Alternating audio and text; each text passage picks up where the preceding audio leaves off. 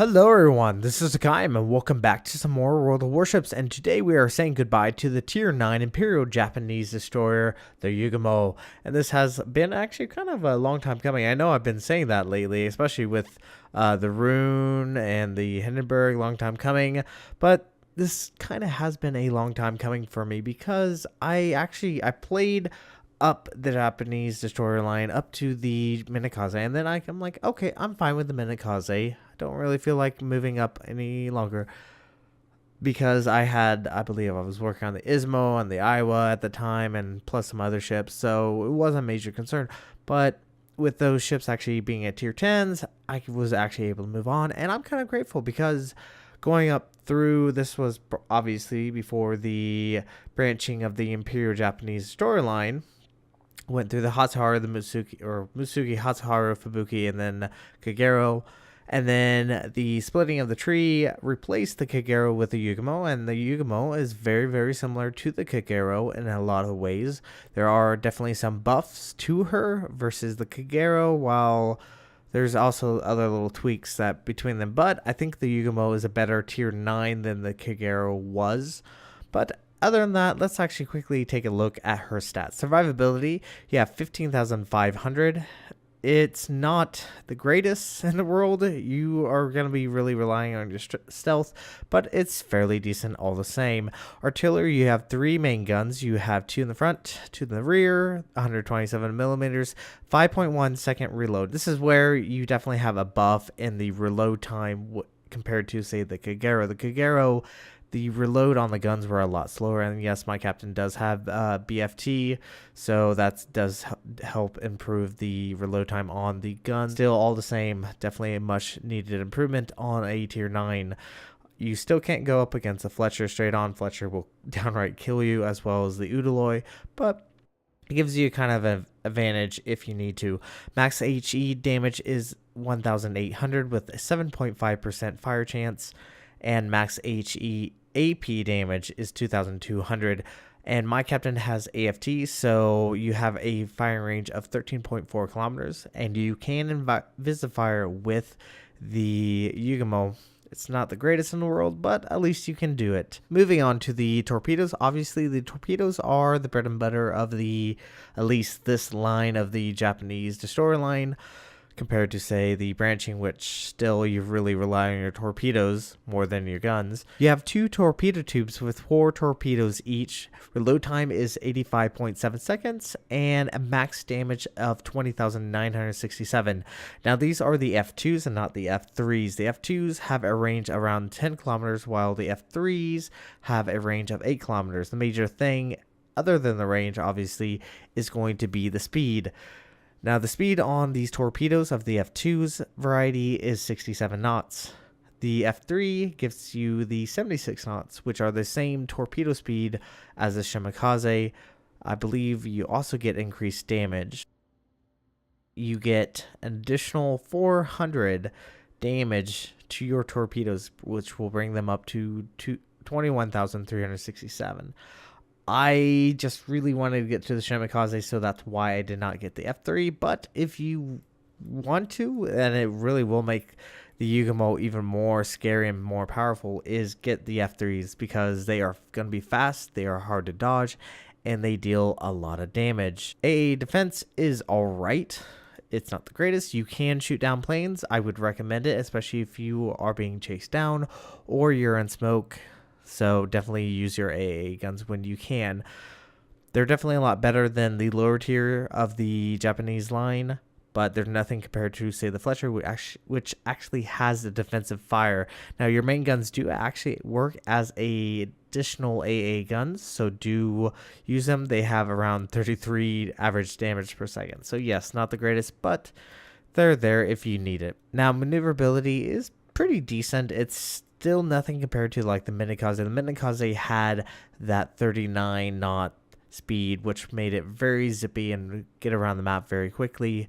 Unfortunately, for some odd reason, the Japanese engineers just decided that they really didn't need speed for these 4 tiers. So max speed is 35.5 knots and a rudder shift time of 33.6 seconds. I do generally run my speed boost flag on it, so that actually brings it up to around 37.3 knots. So definitely a lot better, because with the speed boost activated, you can actually get up around 41 knots. So definitely get that. That will help you get around the map a little bit more quickly. Concealment is pretty decent with a 5.5 kilometer detection. Now the Kagero actually had a 5.4, and that was with obviously concealment expert, concealment module, and then camouflage. So the Kagero actually had a better concealment than the Yugumo did by 100 meters. So it's not major difference, but yeah, you still lose that additional 100 meters. Now, detectability range after shooting your main guns is 9.3. So like I said, you actually have around 4 kilometers of visifiring capability with the Yugumo, but reload rate is kind of bad on this, but use it when you can. Do not forget your guns whenever you're playing a Japanese destroyer. Now, as far as upgrades, I went for the usual build. Main armaments mod 1, aiming systems mod 1.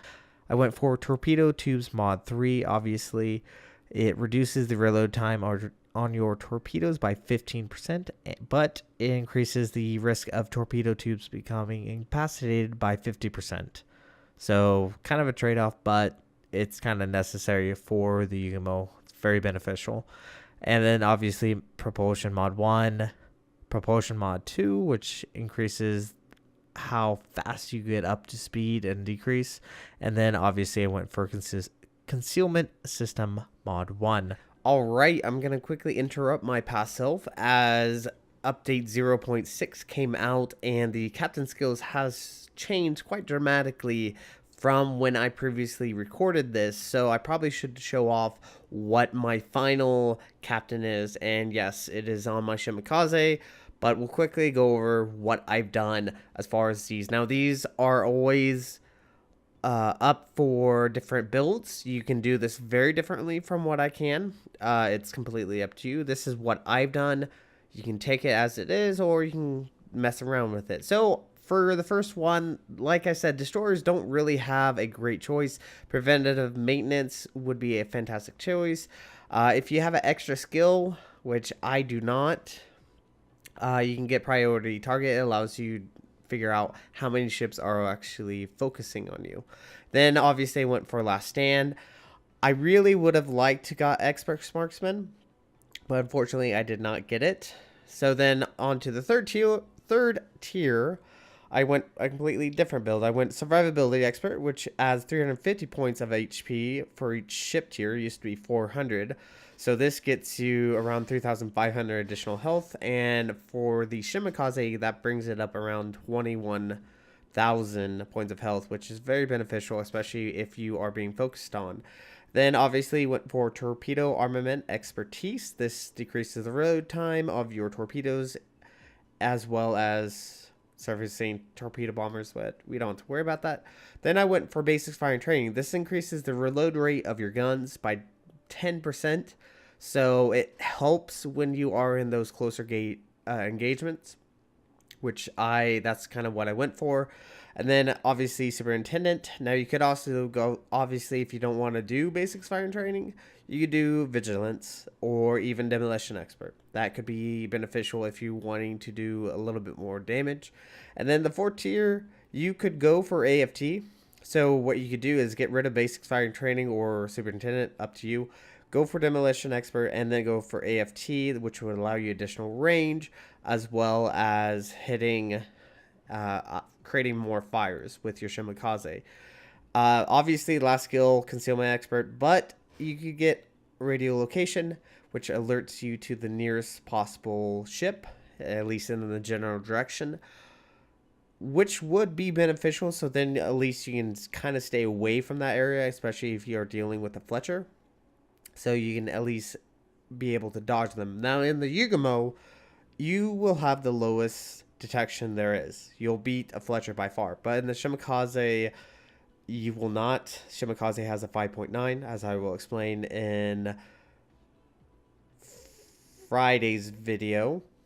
So do keep in mind that different ships have different qualities. I usually think ahead whenever I develop my captains, and this is what I've done. Like I said, it's very easy for you to actually do a different build than what I've done. You could do, if you want the additional spokescreen expert, you could even go for torpedo acceleration, which increases your speed but reduces your range, which would make a Shimakaze very scary indeed. But like I said, it's very different. So I'm going to go ahead and pass you off to my past self. So we're going to go ahead and jump into a replay. We'll see you guys there. Alright everyone, welcome back to a game with the Yugumo, and we are currently playing on Tears of the Desert. We have a Montana, Yamato, 2 Bismarck, Moskva, Ibuki, Hiperatago, Gearing, Habanosh, Yugumo, and Akazuki. On the enemy team, there is a Montana, Yamato, 2 Bismarck, Amagi, Minotaur, Mogami, Atago, Kutuzov, Gearing, Shimakaze, and a Kagero. And I will have to say, it took me a little bit of time trying to get a good game with the Yugumo, and I think I finally found it. So we are playing obviously on Tears of the Desert, and for once it's not Epicenter, and I am very happy with this. We are currently playing Domination. Don't get me wrong, I don't mind Epicenter, but there are some ships that are better at dealing with Epicenter and dominating Epicenter than some other ships, and Japanese destroyers have a little bit more difficult time competing against like a Haberdosh or a Gearing. So US and Soviet destroyers do a little bit better job, especially US destroyers do a far superior job controlling Epicenter, which is unfortunate, but it is what it is. And most times when you deal with Epicenter, it's tier 10 on this map, and a lot of players will not be aggressive in tier 10 battleships. I wonder why.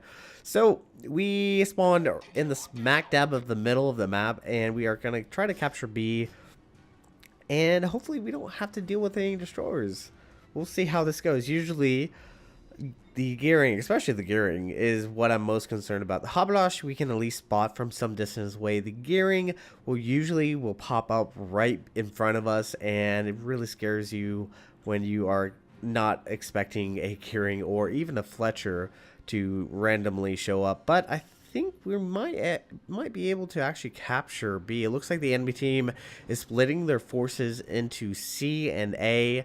It looks like there is a destroyer over at C. Let's actually quickly take a look. It looks like the Gearing, so that's one ship I do not have to worry about. It looks like their Montana Yamato are going to be over at C, and I think those are going to be a very good target. It'd be nice to land some torpedoes on them, so I'm actually going to try to make my way over there as quickly as possible.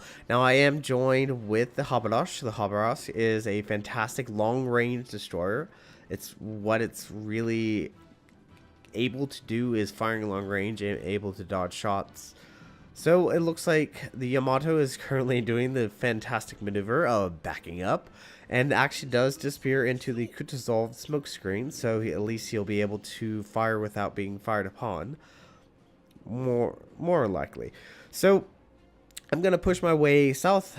Haven't seen any of the other two destroyers. There's probably a destroyer over at A. It looks like our team is actually forfeiting A to the enemy team. It looks like they are going to take control, and our team is pushing heavily into C at this time. It looks like we have Yamato, I believe, pushing in with the Bismarck, which is always good to see.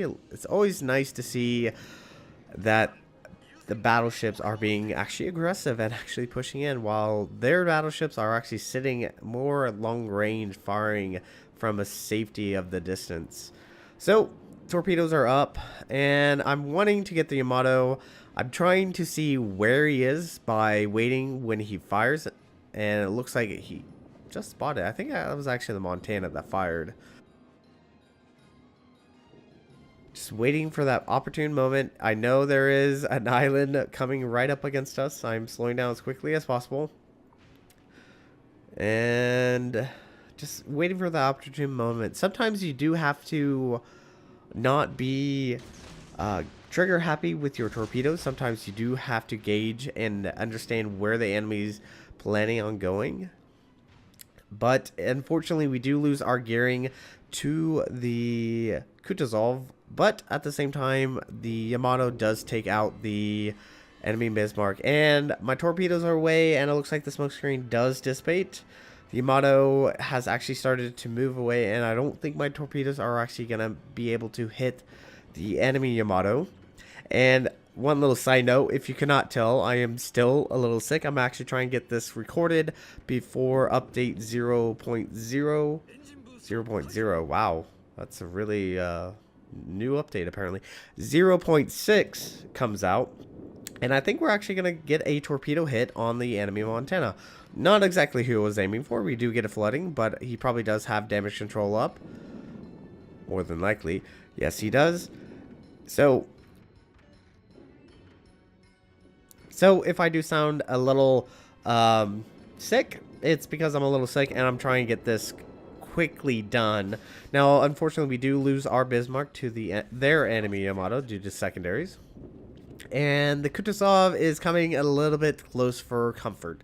Now, the Yugumo has a 5.4 detection, and that really does allow you to stay around stealthy as long as you keep attention on where all these ships are. You're able to really stay away and out of sight.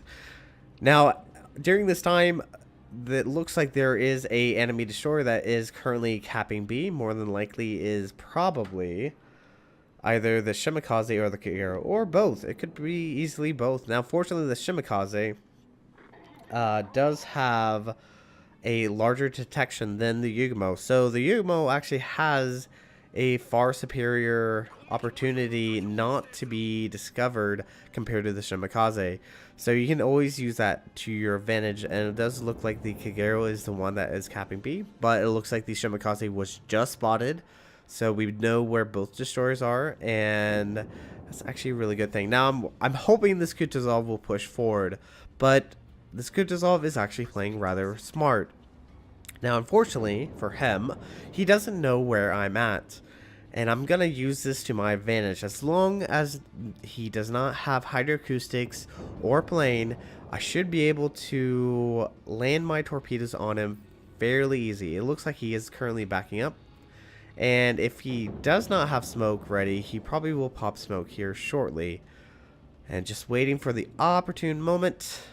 Looks like he is backing up. And I'm going to go ahead and drop my torpedoes. Looks like one should be enough. And I come to a stop, and I'm actually going to start backing up. Going to keep myself as hidden as long as possible. Try not to be seen, but I think those torpedoes are pretty good. He popped smoke at the last second, but we get a devastating strike. So there is our very first kill of the game. Very, very nice. Now, the enemy Yamato has gone down during that time, and the enemy Montana is currently being fired down by all our ships. It looks like the entirety of our force is at sea. We have forfeited B to the enemy destroyers and the enemy ships. Now, unfortunately for the enemy team, the enemy ships is only the Bismarck, Amagi, Minotaur, Mogami, Shimakaze, and Kagero. Now, as long as I do not get caught unaware by the enemy Kagero, I should be able to slip back into B and help negate their capture points as long as possible.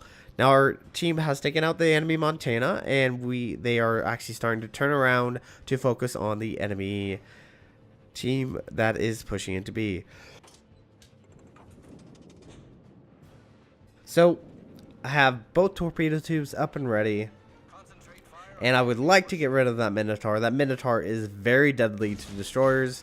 And I'm going to fire a salvo kind of in the rough estimation of where the Minotaur is going.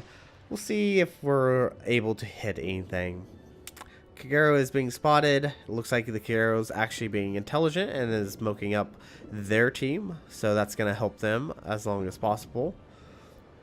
But at the exact same time, I'm going to do the same. I'm going to try to help our team out as much as possible and try to smoke them up. Now, unfortunately, the only downside is that aircraft is actually going to be spotting all our friendly team as long as it's within the air detectability of the ships. that is currently firing, and more than likely that's the case. But if they can push into my smoke, they at least have that cover. But they do have to be aware that there is a Kagero and a Shimakaze around, and smoke tends to be a torpedo magnet. Now, both my spread of torpedoes did not land a hit, which is unfortunate, because that would have helped our team. Now, there is a enemy Amagi that looks like he's about to run aground. Don't really know why, but he would be a nice target. The Bismarck is being focused down by our entire team. He's being burned alive. HE is just pummeling away. And there's this Amagi.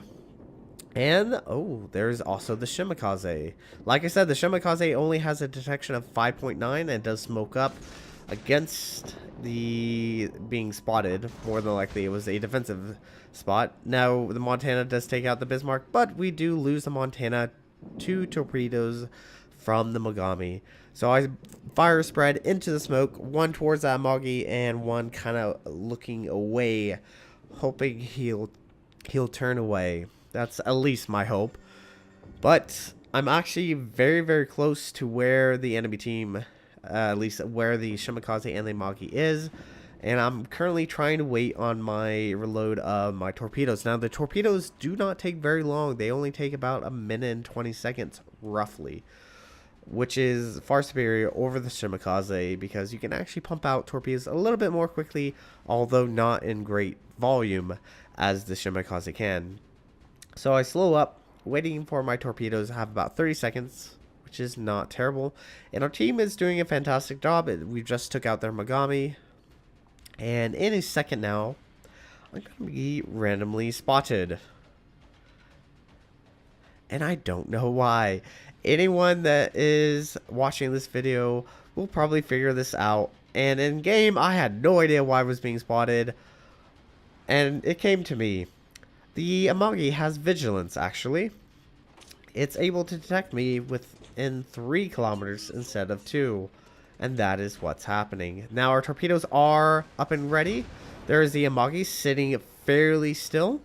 Let's actually try to get turned in and drop off torpedoes. His secondaries are firing away. And there's a Shimakaze as well. Gonna switch targets quickly to the Shimakaze. And let's see. Drop torpedoes. And it looks like we can get the Amagi. Devastating strike. Can we get the Shimakaze? Devastating strike and double strike. Very, very nice.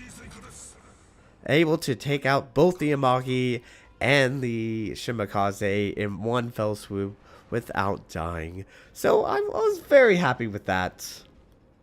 Very happy with that. And you see in chat, I had no idea why it was being detected. And afterwards, I realized the Amagi had vigilance. Yeah. Now, double strike is something I don't get all too often. It's kind of a luck of the draw sometimes.